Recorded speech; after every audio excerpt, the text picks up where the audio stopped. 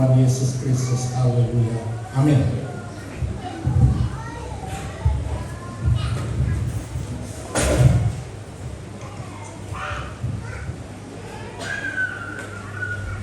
Salam Bapak Ibu, saudara-saudara yang saya kasihi. Salam. Tetap bersuka cita apapun yang kita alami, saudara. Kita akan menikmati firman Tuhan dari kitab Kolose pasal 1.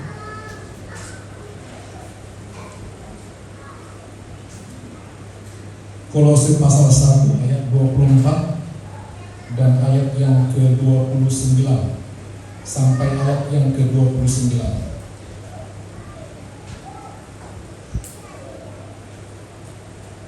Hari saya undang kita bangkit berdiri.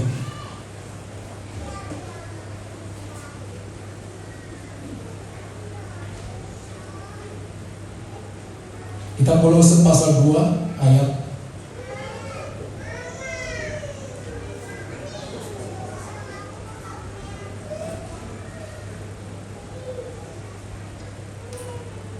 Kolose pasal 1 ayat 24 sampai ayat 29.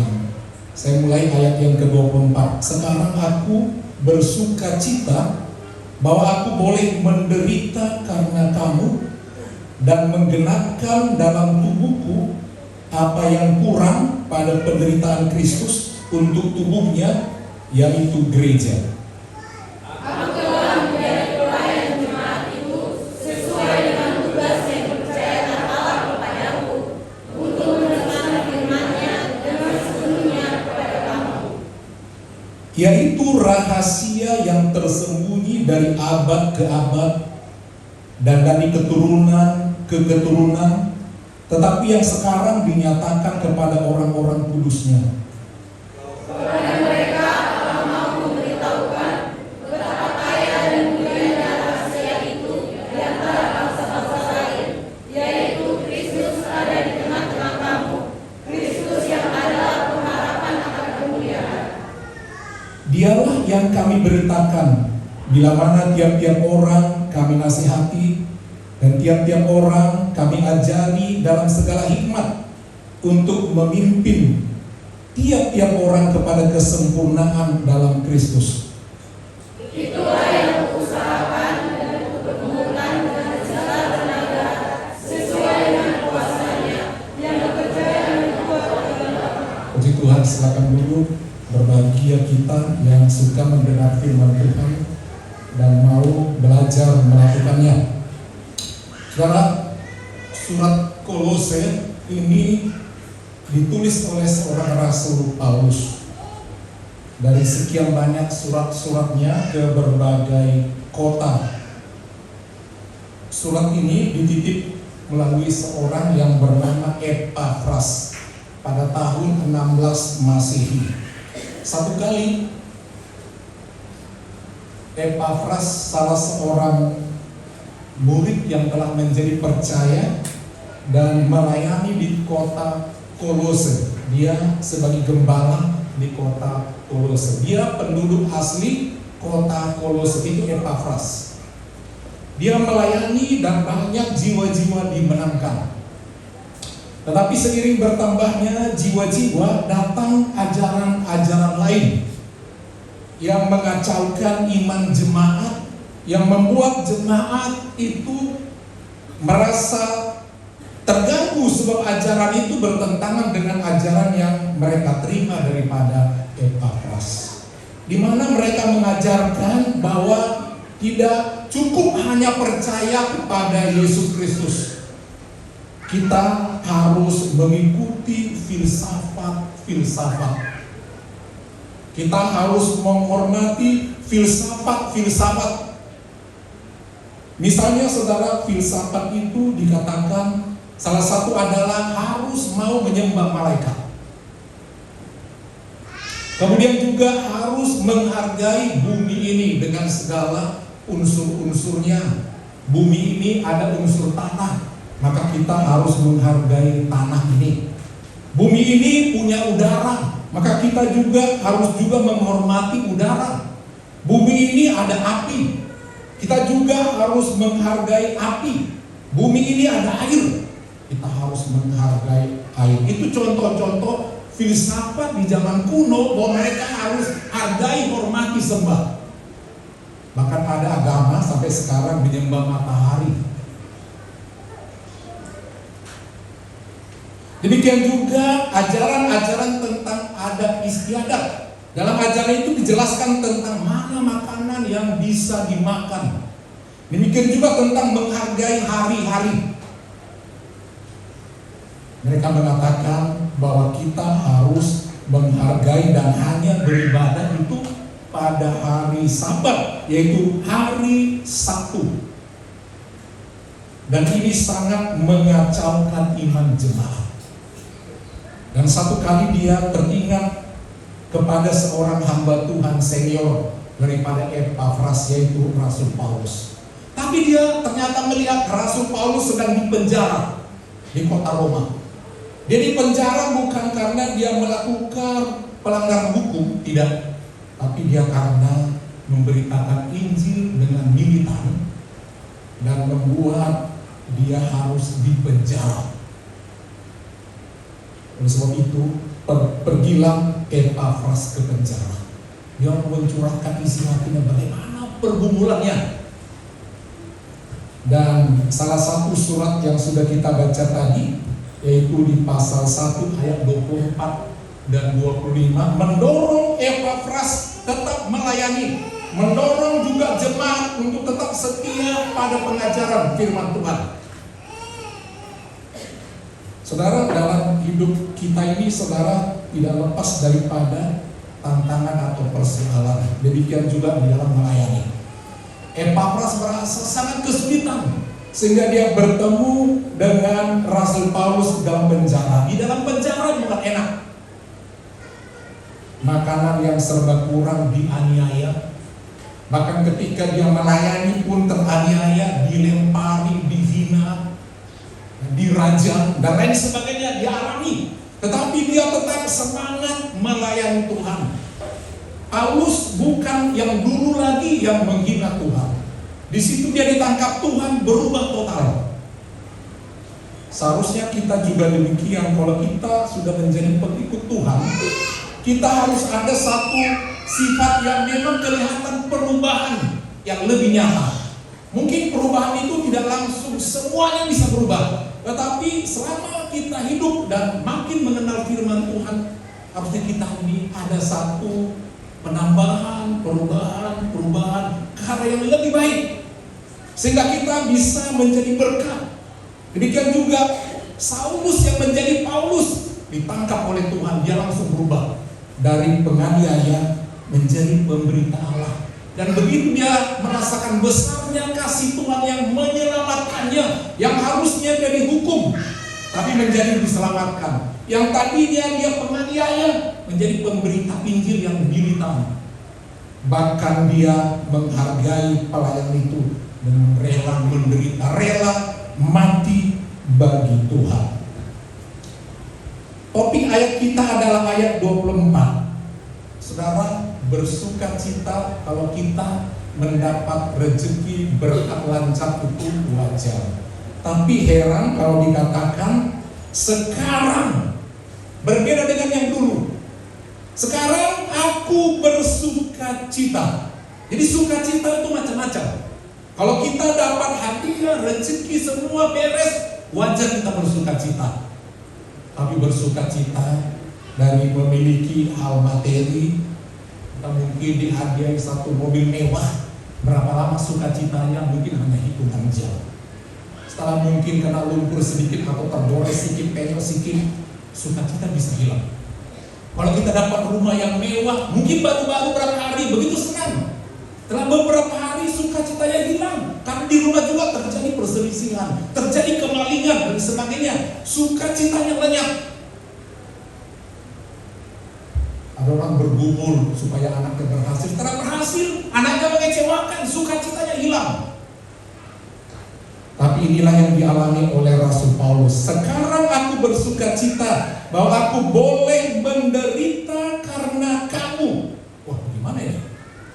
Kalau Bapak Gembala sebagai gembala sidang dikatakan menderita menderita karena jemaat, mungkin belum begitu hebat penderitaan itu. Penderitaannya mungkin berbeda.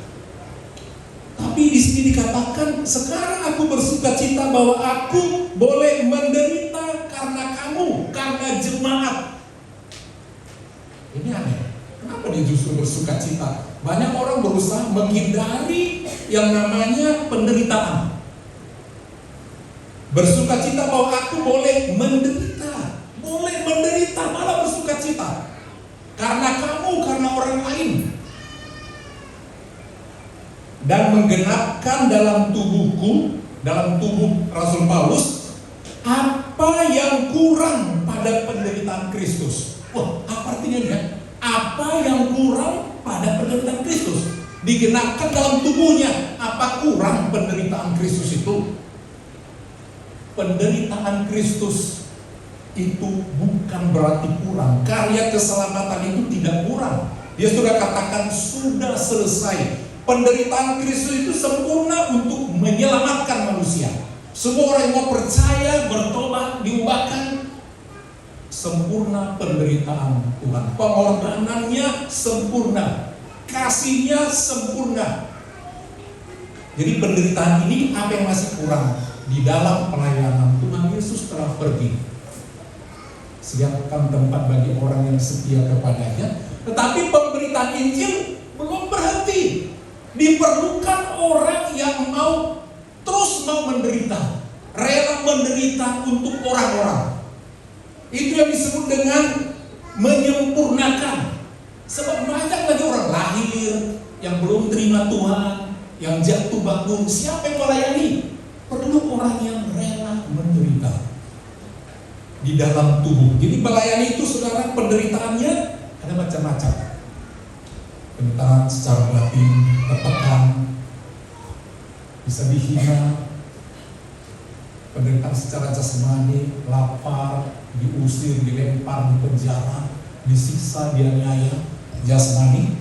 Jadi jiwa rohani juga bisa tergoncang ketika ada ajaran-ajaran lain yang menggoyangkan, bisa kerohanian orang lemah. Itu adalah bagian dari penderitaan. Tetapi Rasul Paulus kenapa dikatakan aku bersuka cita, aku boleh menderita, diizinkan menderita. Dia bersuka cita. Karena apa? Dia merasa ikut terlibat di dalam pelayanan itu. Dan risiko dari satu pelayanan adalah menderita. Risiko dari melayani menderita. Paulus katakan, pikul laku yang kupasang, pikullah salib, dan lain sebagainya, saudara. Jadi memang dia katakan bersuka cita. Bisakah kita mengatakan aku bersuka cita? Ya, karena aku ikut menderita di dalam pelayanan di gereja GPB Eklesia. Bisakah kita berkata demikian? Penderitaan apa? Tangisan apa? Rupanya, saudara, Rasul Paulus merasakan penderitaan, yaitu dia kelaparan, kedinginan, di penjara. Tidak ada harga dirinya sebagai seorang rasul. Dia merasa bersuka cita. Ini yang sangat sulit, saudara. Kenapa? Karena dia memprioritaskan jemaat untuk dikuatkan, diteguhkan imannya, diselamatkan oleh Tuhan, oleh kesetiaan. Jadi dia lebih menghargai jiwa-jiwa daripada dirinya. Biarlah aku menderita, asalkan orang itu menjadi datang sama Tuhan, asalkan jemaat itu menjadi setia, dan lain sebagainya. Mereka terus disetia sampai mati. Dan itu bukan sulit, ya, bukan mudah. Jadi saudara, memang untuk bisa membuat orang bertumbuh, jemaat boleh bertumbuh, diperlukan orang yang mau menderita dan dia tetap bersuka cita, bergembira. Ini sangat sulit, saudara. Tapi itulah harga dari satu jiwa. Kalau baca ayat ini, ya, Tuhan kuatkan aku untuk bisa bersuka cita di dalam penderitaan ini. Berikan aku, Tuhan, semangat untuk tak mau berdoa, mengunjungi jemaat, membujuk, meraih dengan berbagai cara. Mau dicuekkan, tahun ini dicuekkan, gak apa-apa, mungkin tahun depan lagi, sampai mati. yang harus dikerjakan demi jiwa-jiwa. Itu nomor satu, melayani demi jiwa-jiwa, bukan demi dirinya. Dia rela terpenjara. Yang kedua, saudara, bahwa melayani ada harga yang harus dibayar. Keselamatan kita ada harga yang harus dibayar, yaitu Yesus Kristus yang harus mati. Itulah satu rahasia yang berabad-abad tentang keselamatan yang orang cari, yang telah dinyatakan di dalam Yesus Kristus. Dan topik berita utama daripada Rasul Paulus adalah tokoh yang harus dia beritakan adalah Kristus datang untuk menyelamatkan manusia. Kristus datang untuk menyelamatkan manusia. Dikatakan dalam ayat ini, menggenapkan dalam tubuhku apa yang kurang pada penderitaan Kristus. Dibutuhkan orang yang lebih banyak rela menderita secara jasmani untuk tubuh Kristus, untuk jemaat.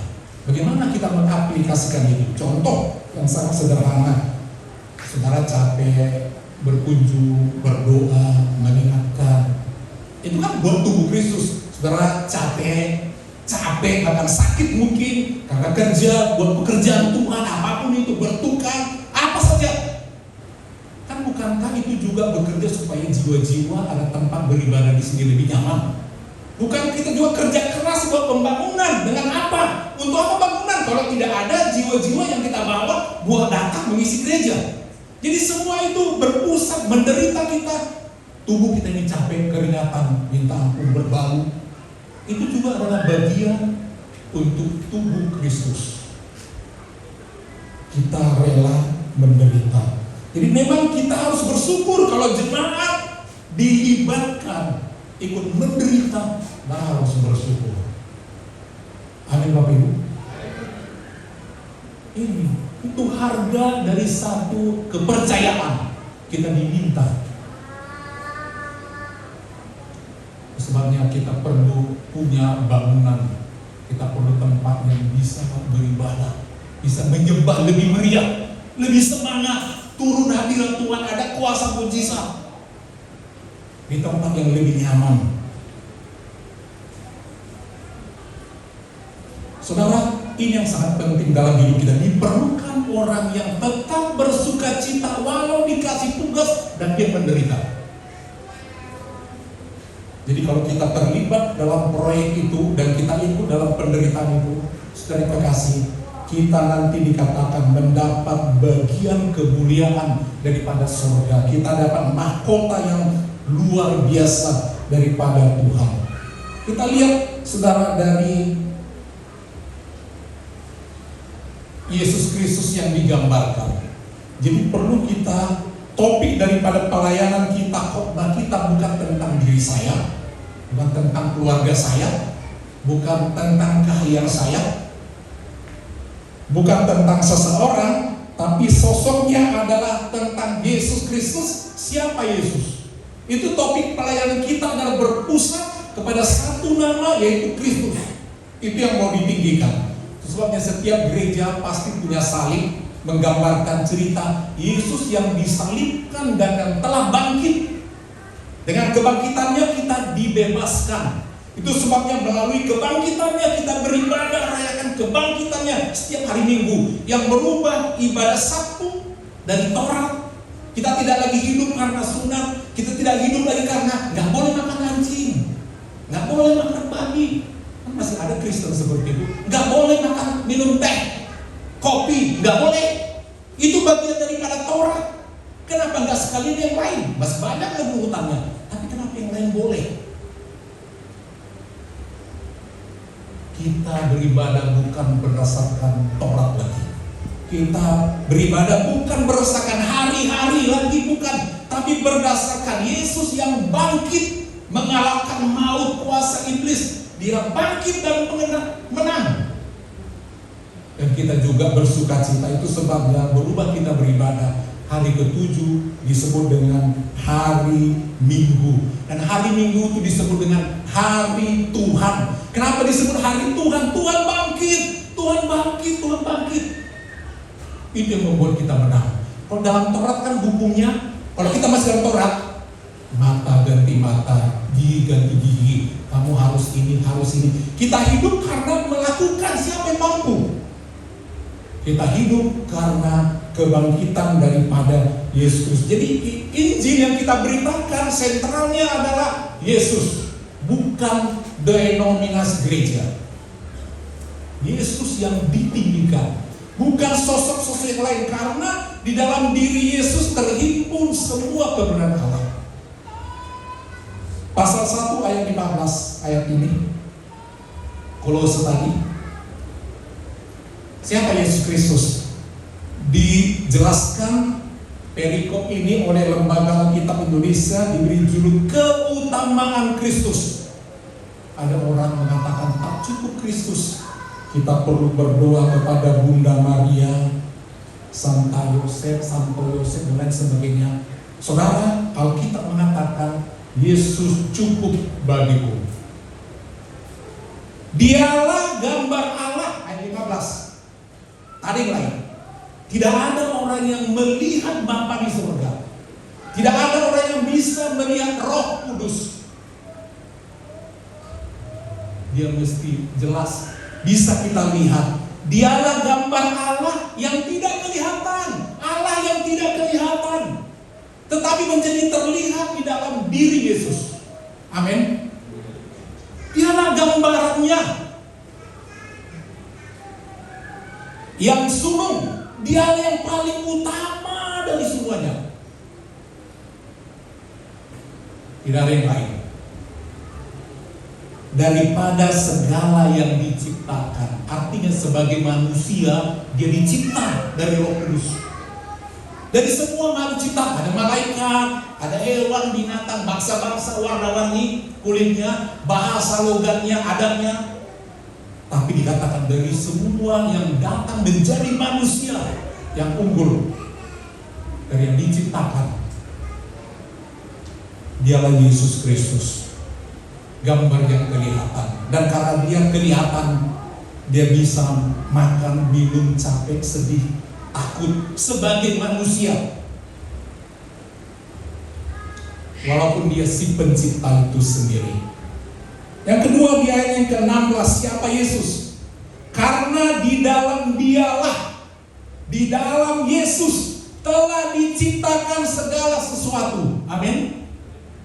Jadi penciptaan alam raya ini sebelum ada orang, sebelum ada nabi ABC, nabi berbagai agama, rasul berbagai agama, sudah ada Sang Yesus sebagai firman, sebagai kata-kata, sebagai logos.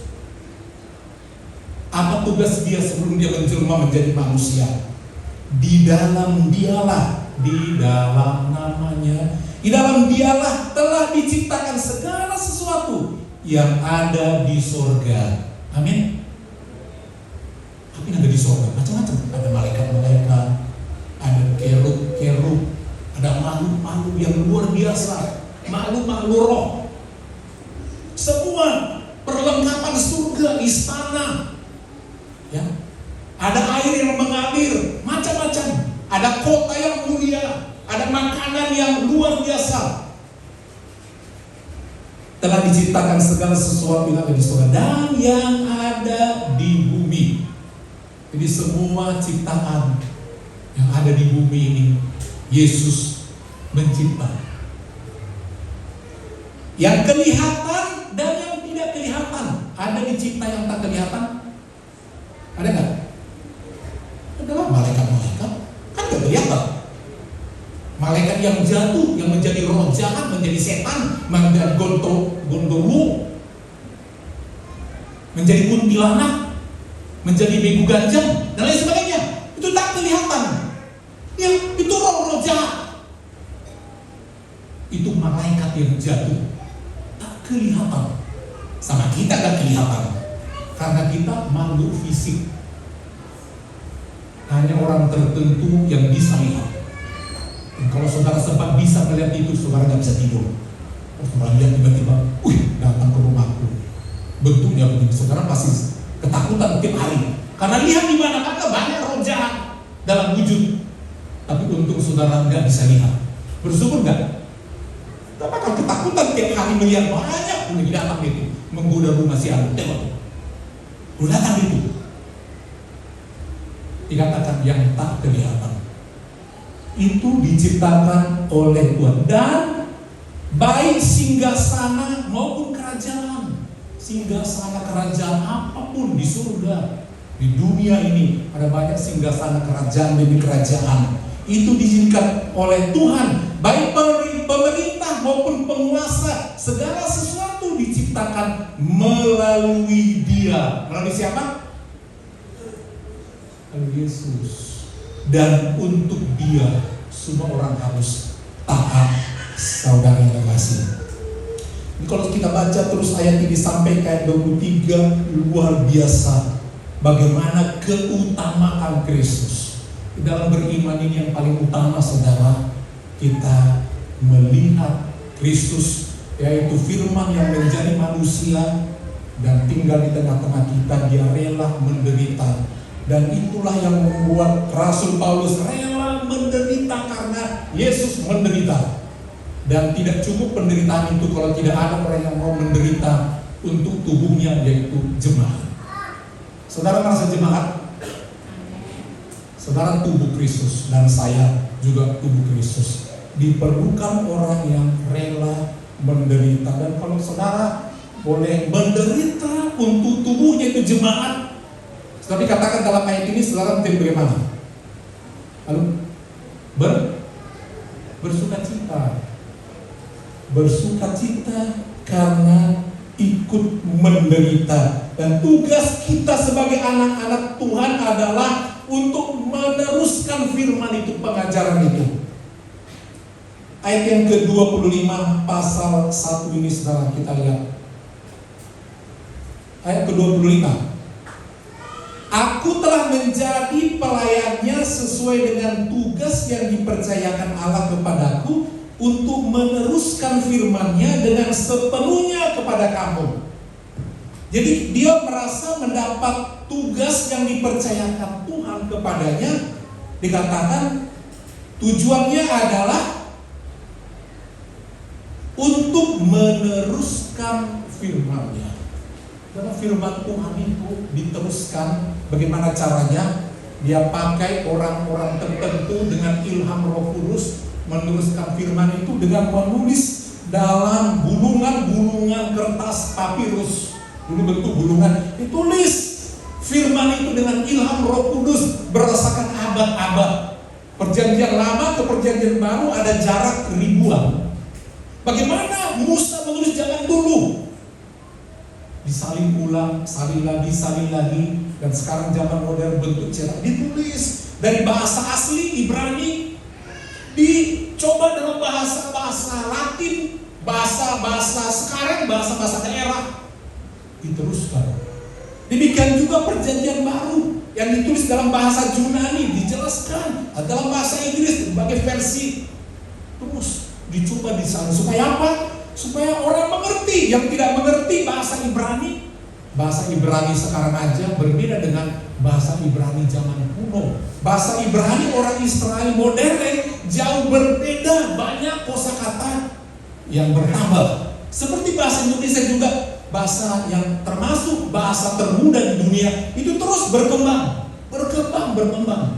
Jadi itu sebabnya edisi salinan terjemahan Alkitab di berbagai bahasa itu mesti selalu diupdate sesuai dengan bahasa yang lebih maju, lebih dipakai, sehingga orang lebih mudah mengerti. Jadi dikatakan setelah itu mesti ada pengkhotbah. Sebabnya Rasul Paulus meneruskan. Diperlukan orang banyak yang mau meneruskan isi Alkitab yang sudah dicetak, diterjemahkan dengan berbagai bahasa. Tujuannya supaya diteruskan. Amin Bapak Ibu. Kalau saudara dapat kepercayaan tugas memberitakan firman Tuhan, saudara sedang meneruskan suara Tuhan. Dan itu perintahnya, teruskan. Yang lemah saudara kuatkan dengan firman. Yang mulai lemah, mulai jatuh, saudara kuatkan karena saudara teruskan firman yang menguatkan. Itu tugas seorang hamba Tuhan, meneruskan firman itu, mengingatkan orang untuk datang kepada Yesus Kristus. Itulah topik yang diberitakan. Ayat 26. Yaitu rahasia yang tersembunyi dari abad ke abad, dari turunan ke turunan, tetapi yang sekarang dinyatakan kepada orang-orang kudusnya. Saudara, dari zaman dahulu orang berusaha berpikir tentang ada kehidupan setelah kematian. Di sebuah kepercayaan kuno ada seperti itu. Agama Parmalin jelas penjelasannya. Mereka katakan tidak ada istilah surga neraka. Yang penting kehidupan kita di dunia ini menghormati leluhur kita. Dan kalau kita berbuat baik, kita pasti ditempatkan setelah mati di tempat yang baik sesuai dengan penghormatan kita kepada leluhur, kepada adat istiadat yang begitu luhur mulia adat itu. Kita berbuat baik, kita akan ditempatkan. Kalau tidak, kita ditempatkan yang hina. Di situ tidak ada istilah surga neraka, tetapi adalah sistem akibat. Dan dia mengatakan Tuhan Yesus banyak mengajarkan yang baik, tapi pengikutnya banyak yang tidak baik. Saya heran, kata ajar mereka. Itu betul juga ya. Jadi artinya ada hukum sebab akibat. Saudara pikir ada nggak hukum sebab akibat dalam Kristen? Ada nggak? Ya ada lah. Ada. Saudara, sebuah agama menceritakan tentang bagaimana kehidupan di balik kematian. Ada agama yang lain lagi, reinkarnasi. Bahkan ada satu kepercayaan termasuk dalam filsafat, jangan-jangan saudara adalah keturunan raja dulu. Apa ciri-cirinya?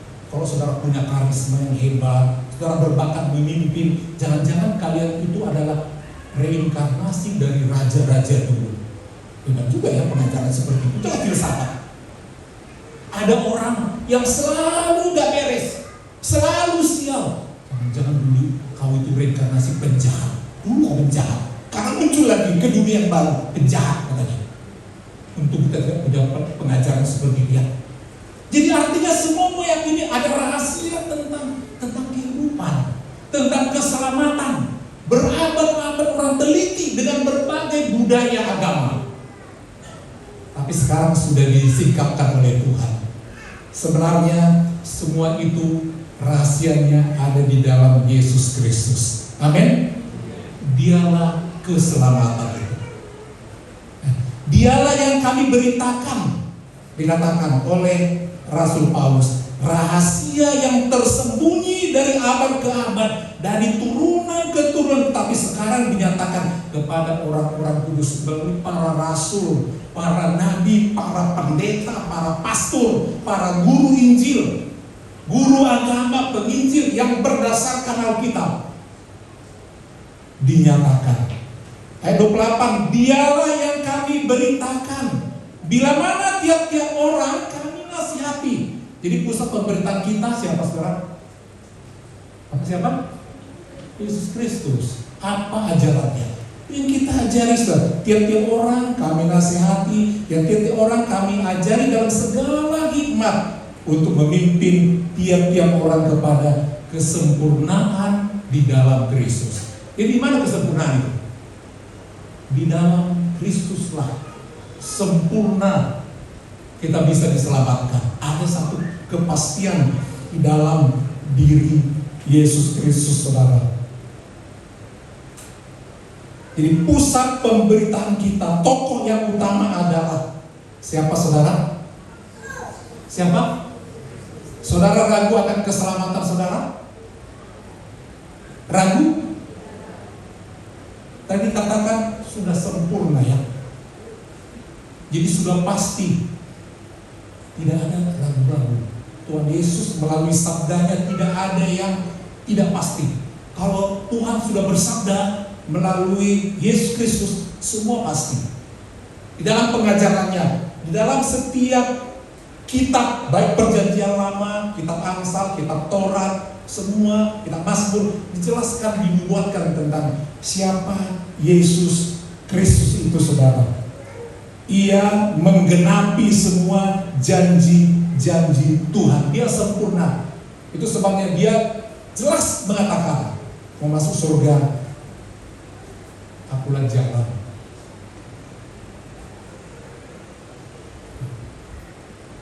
Akulah jalan. Apalagi? Kebenaran. Tak ada bohong. Akulah jalan kebenaran dan hidup. Kehidupan yang kekal. Bahkan dia langsung katakan, karena dikatakan aku jalan, yang lain bukan jalan. Aku jalan, aku kebenaran, yang lain gak benar. Akulah kehidupan itu. Dan langsung dikatakan, tidak ada. Dalam agama manapun, tidak ada orang yang bisa sampai ke sana kalau enggak melalui aku. Begitu jelas. Jadi iman saudara harus berpusat kepada Allah yang terhimpun di dalam diri Yesus Kristus. Saudara pernah melihat gambar daripada, oh ini gambar Allah Bapa, ada. Dan kalender-kalender dan cerita ada, ini gambar Allah Bapa, ada. Kalau ada, kepingin tahu dilukis bagaimana? Ada, saudara, digambarkan, ini Roh Kudus, ini loh kalau begini. Gak bisa dilukiskan. Tapi ketika dikatakan Yesus Kristus, banyak gambaran. Untuk orang negro digambarkan Yesus sangat biru. Tapi itu Yesus. Saudara pergi ke Jepang, ke Korea, orang Cina, kulitnya mulus putih, matanya sipit. Itulah Yesus. Satu kali baru-baru ini mantan Presiden RI Ibu Megawati berkunjung ke Sri Paus, kunjungan kenegaraan, sebab Vatikan itu negara ya. Dia kasih satu lukisan Yesus, padahal dia bukan orang Kristen. Inilah lukisan Yesus. Paus melihat, Yesusnya pakai batik dan kebaya untuk Maria. Coba saudara kalau dipajang di rumah saudara gambar Yesus pakai batik, kira-kira bisa terima nggak? Tapi itulah budaya inkulturalisasi. Kalau Bapak Gepang belum bisa terima-terima yang seperti itu, kalau semuanya diinkulturalisasi. Tapi dia mengatakan inilah Bunda Maria, karena Katolik mengandung itu Bunda Maria pakai kebaya. Waktu Bapak Gepang dia lihat itu di mana didiknya? Artinya saudara, Tuhan ada di mana-mana. Amin. Dan itu wujud Yesus. Itu sebabnya kalau saudara mau ingat Yesus, hanya nama Yesus. Amin Bapak Ibu. Saudara ada persoalan datang sama siapa? Sama Yesus. Kalau kita berdua kita bilang Bapak, pasti kita bilang dengan nama Yesus, nama yang berkuasa. Pernah saudara berdoa, melihat orang berdoa, aku hancurkan kuasa setan dalam nama Bapa. Ada? Belum ada. Bukan berarti nggak bisa saja. Tapi orang populer dengan nama Yesus, karena dalam diri Yesus terhimpun segalanya. Nama yang indah. Itu sebabnya ketika Maria satu kali dia harus mengandung, dia bilang, Maria, jangan lupa namanya Yesus ya. Kamu berkuasa. Dan bilangnya, ini jelmaan Bapak, bilang dia Bapak juga ya. Enakku kok jadi Bapak. Mungkin dia protes. Tapi bilang, sebut namanya Yesus. Di perjanjian lama dikatakan Immanuel. Artinya memang El. El itu Elohim. Allah menyertai kita dengan menjadi manusia. Jadi Elohim itu yang disebut orang Israel adalah perwujudan daripada Yesus Kristus. Di dalam dia terhimpun seluruh keberadaan Allah. Yesus juru selamat. Amin Bapak Ibu. Saudara ada masalah datang kepada siapa? Ada sakit, ada masalah apapun, berimanlah kepada mujizat kepada. Bisa tetap ada karena nama yang berkuasa. Yang menjadi penghalang antara kita, satu bisa dosa, yang kedua bisa apa? Iman. Iman kita. Kita ragu dan ragu sekali. Dan itu yang terus diberitakan oleh hamba-hamba Tuhan. Kalau saudara berkunjung, saudara datang, ada orang sakit lemah, saudara datang, mengatakan memberikan kekuatan, pengharapan, iman. Saudara harus berdoa. Jangan sekedar saudara datang, walaupun saudara enggak pintar berdoa, takut berdoa. Tapi kalau saudara pas kebetulan datang, wajib datang, berkunjung mungkin saudara. Jangan hanya datang, hanya kasih misalnya roti. Saudara harus datang dengan karena sering Bapak lihat di dia, misalnya ada kubuan datang, enggak berdoa orang itu. Ini pengalaman Bapak melihat, saya lagi berkunjung ini, datanglah dari orang lain, Bapak di situ melihat, gimana kira-kira orangnya, sampai pulang tak berdoa. Ini Bapak Gembala berdoa, biar mereka itu berdoa.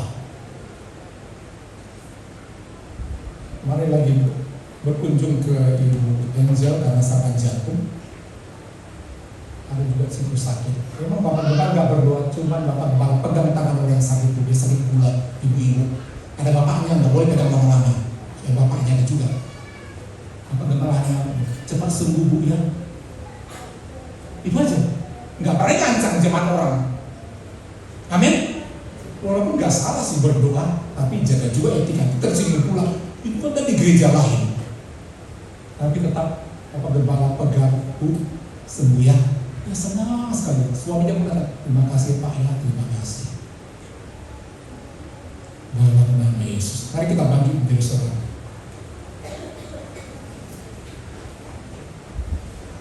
Saudara, apapun yang kita hadapi, terpenjara, menderita, apapun saudara, saudara jatuh miskin, kehilangan pekerjaan, penghasilan, kesegaran, hal yang membuat saudara menderita, jangan pernah tinggalkan Tuhan Yesus. Jangan pernah tinggalkan Tuhan.